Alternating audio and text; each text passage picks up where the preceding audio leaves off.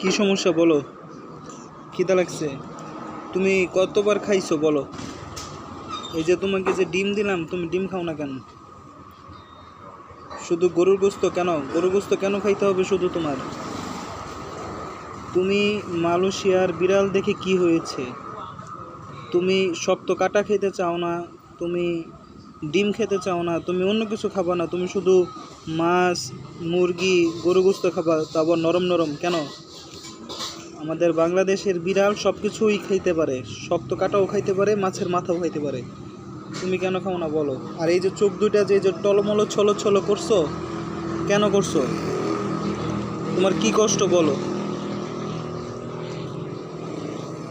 তুমি ম্যাও বলো, ম্যাওটাও বলো কিছু। আর একটা বিড়াল শুনলেও তো বুঝতে পারবে, আমি না হয় নাই বুঝলাম।